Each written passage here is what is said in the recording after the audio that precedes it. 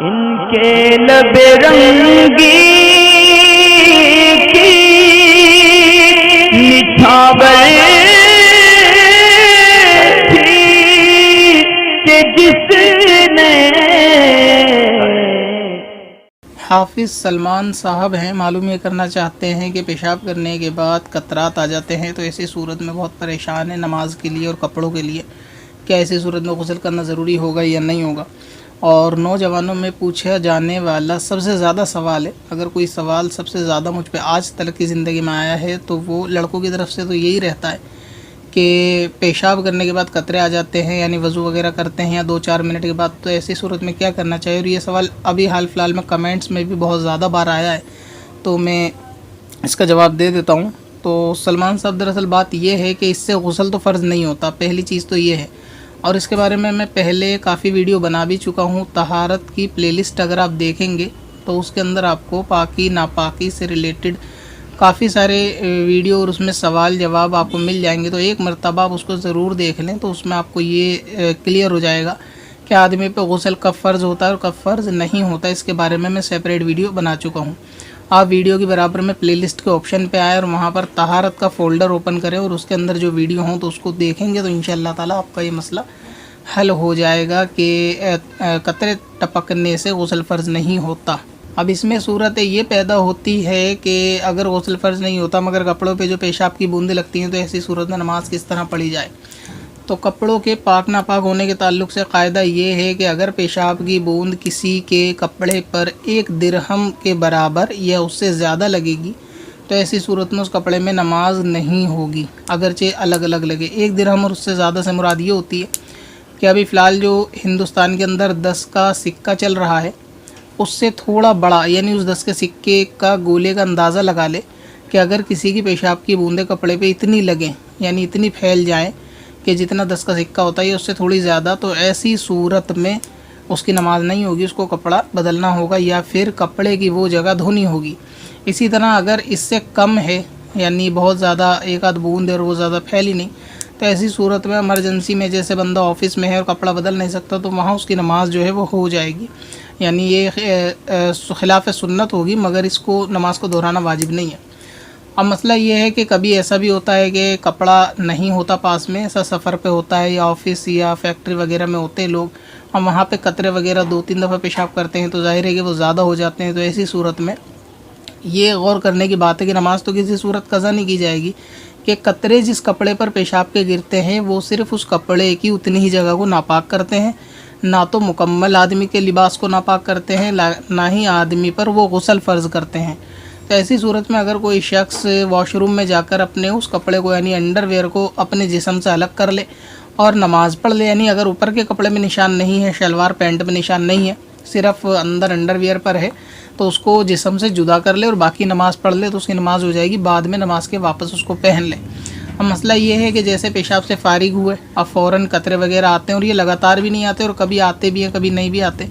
تو ایسے میں کپڑوں کا ہر وقت بدلنا اور کتنے کپڑے بدلے جائیں گے یہ بھی ایک سوال آتا ہے۔ تو اس کے لیے سب سے آسان طریقہ تو یہ ہے کہ سب سے پہلے اگر کسی کو یہ مرض ہے تو اس کو اس مرض کی علاج یعنی کرانی چاہیے، بیماری سے کسی حکیم وغیرہ سے اس بیماری کا مکمل علاج کرائے، اور دوران علاج اس کو ایک کام یہ کرنا چاہیے، اگر بالفرض کسی کو لنگوٹ باندھنے سے قطرے نہیں آتے تو اس پر واجب ہے کہ وہ لنگوٹ وغیرہ باندھے اور اسی کو پہنے رکھے، لیکن ابھی فی الحال مسئلہ یہ ہے کہ لنگوٹ کا باندھنا اور اس کے بارے میں بھی لوگوں کو زیادہ معلوم نہیں ہے، تو ایسی صورت میں ایک رعایت اور ہوتی ہے شریعت کی طرف سے جو آسان ہے اور شاید سب کے لیے یہ تھوڑا نارمل بھی ہوگا کرنا، وہ یہ ہے کہ آدمی اپنے پیشاب کی جگہ پر کوئی دوسرا سادہ کپڑا رکھے،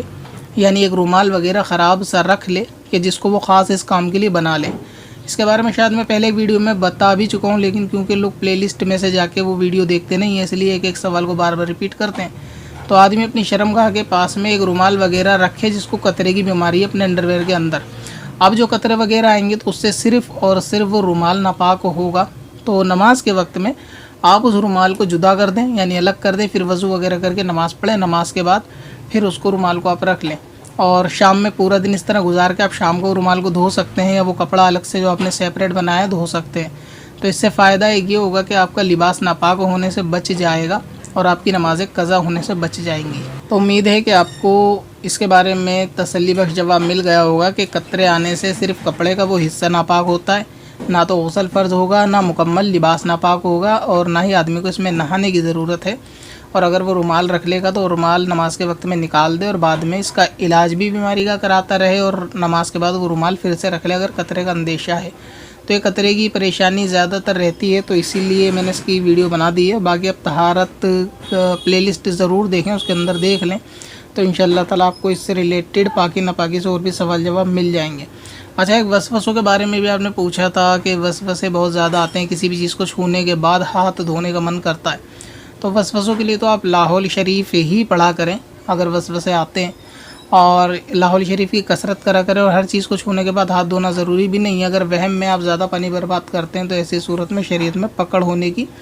امید رہتی ہے۔ اور قطرے کے تعلق سے لوگوں کے اندر ایک وسوسہ یہ بھی ہوتا ہے کہ جیسے قطرے آتے نہیں ہیں مگر وہم ایسا پیدا ہو جاتا ہے حالت نماز میں یا وضو کرتے وقت کہ شاید قطرے آ گئے۔ تو دیکھیں، اس کا مسئلہ یہ ہے کہ اگر کسی کو صرف وسوسہ یا وہم ہے اور اس کو امید ہے کہ قطرہ نہیں ہے، صرف ایک وہم ہے، تو ایسی صورت میں وہم کی طرف توجہ نہ دے، اپنا وضو کرے اور نماز کو مکمل کرے۔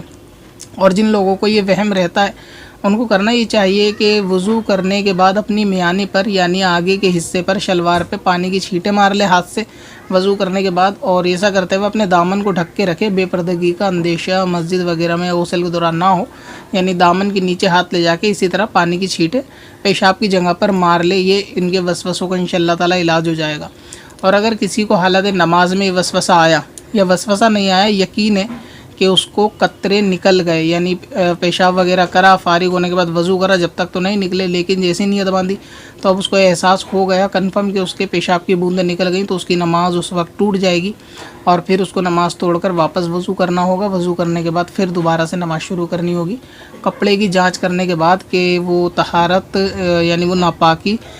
قابل طہارت ہے یا نہیں، یعنی بہت زیادہ کم ہے درہم سے، بہت زیادہ بڑی ہے۔ اگر کم ہے تو ایسی صورت میں نماز پڑھ لیں گے، اگر بڑی ہے تو پھر اندر کا کپڑا ہٹانا ہوگا جسم سے، اور باہر کا کپڑا اگر صاف ہے تو اسے پہن کے نماز پڑھے۔ اور اگر نماز میں صرف محض وسوسہ ہی ہے کہ قطرہ نکلا ہے یا نہیں، یقین کسی طرف اس کو نہیں ہے، اور زیادہ تر یہ اندیشہ ہے کہ شاید اس کا وہم ہے، تو ایسی صورت میں نماز پوری کر لے، بعد میں معلوم چلے کہ قطرہ ہے تو اس کو دہرا لے، نہیں ہو تو وہ نماز ہو جائے گی۔ مگر یہ کہ صرف وسوسوں سے دوبارہ وضو کی بھی ضرورت نہیں ہے، اور وسوسوں کا علاج بھی میں نے بتا دیا قطروں کے تعلق سے۔ باقی یہ کہ جس کو یہ پریشانی جب تک علاج کراتا ہے